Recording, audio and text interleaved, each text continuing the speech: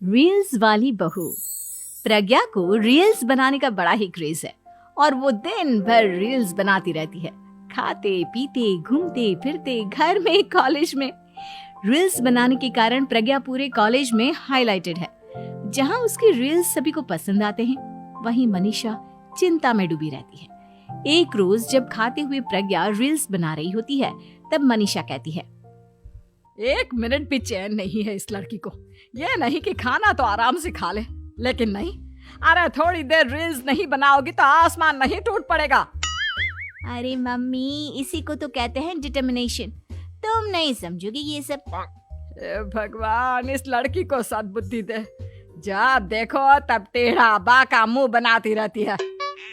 मनीषा की बात का प्रज्ञा पर जरा भी असर नहीं होता और वो खाते खाते रील्स बनाती रहती है।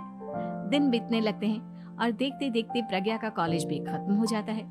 आए दिन कोई ना कोई मनीषा को प्रज्ञा की शादी करवाने का सुझाव दे जाता है।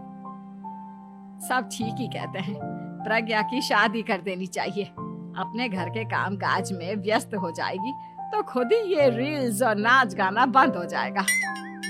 मनीषा और प्रेम प्रज्ञा के लिए एक अच्छा लड़का ढूंढने लगते हैं और तभी विकी का रिश्ता प्रज्ञा के लिए आता है, जिसने प्रज्ञा को उसकी रील्स देखकर पसंद कर लिया था। अगले दिन विकी अपने माता पिता के साथ प्रज्ञा के घर पहुंच जाता है और प्रज्ञा साड़ी पहने हाथों में चाय की ट्रे लिए उनके सामने आती है। जब विकी को पसंद है तो हमें भी बहू पसंद है। बहन जी, आप बारात की तैयारी कीजिए। एक बार लड़का लड़की अकेले में बात कर ले तो अच्छा रहेगा। हाँ हाँ, क्यों नहीं।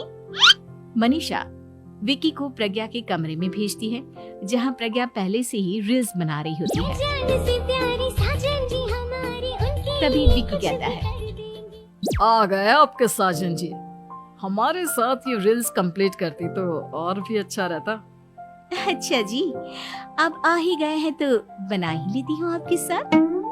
दोनों मिलकर रील्स बनाते हैं। जब वी मीट और तुरंत पोस्ट भी कर देते हैं। फिर विकी कहता है, जब आप साड़ी में चाय लेकर आई तब मुझे लगा कि कहीं मैं गलत घर में तो नहीं आ गया। अब सही है। दोनों की शादी पक्की हो जाती है और शादी के दिन भी प्रज्ञा रील्स बनाने से चूकती नहीं।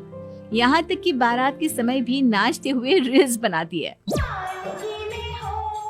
सभी लोग प्रज्ञा की तारीफ के पुल बांध देते हैं और प्रज्ञा नाचती गाती अपने ससुराल चली जाती है।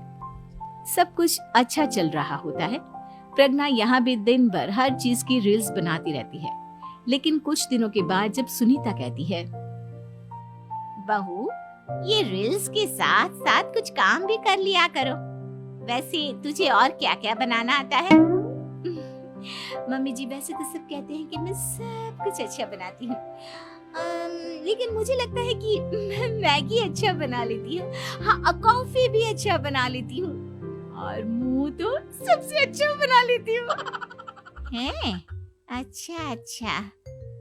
सुनीता अपना माथा पकड़ लेती है और कहती है, बहू, कुछ खाना बनाना भी सीख लेती। मम्मी जी, मैं लंबी प्लानिंग कर रही हूँ। जल्दी ही मैं इतनी फेमस हो जाऊंगी कि मुझे पैसे मिलने लगेंगे। हम दोनों सास बहू राज करेंगे, राज। नौकर काम करेंगी और लोगों की तो लाइन लगेगी हमसे मिलने के लिए। तेरा दिमाग खराब हो गया है क्या बहू? हंसी मजाक तक ठीक है, लेकिन इस तरह घर नहीं चलते। जितना जल्दी हो इस घर के तौर तरीकों को सीख लो। प्रज्ञा मुंह घुमाकर चली जाती है और तुरंत उसी वक्त एक रील बनाती है। ये देख सुनीता का गुस्सा 7वें आसमान पर चला जाता है और विकी के घर आती ही सुनीता उसे सब कुछ बताती है। विकी भी अब प्रज्ञा की इन हरकतों से परेशान हो जाता है। तुम टेंशन मत लो मम्मा, मैं देख लूंगा। विकी कमरे में जाता है तो देखता है कि प्रज्ञा रील्स बना रही है। विकी बड़े ही प्यार से प्रज्ञा से कहता है, प्रज्ञा, इन सब के लिए मैं तुम्हें मना नहीं कर रहा हूँ, लेकिन फिर भी हर वक्त तो ये अच्छा नहीं लगता ना। समझने की कोशिश करो, मुझे भी तुम्हारा थोड़ा वक्त चाहिए। मैं जब ऑफिस से आता हूँ तो मुझे समय देने की जगह इसी में लगे रहते हो। तुम ज्यादा ही सोच रहे हो। तुम भी मेरे साथ रील्स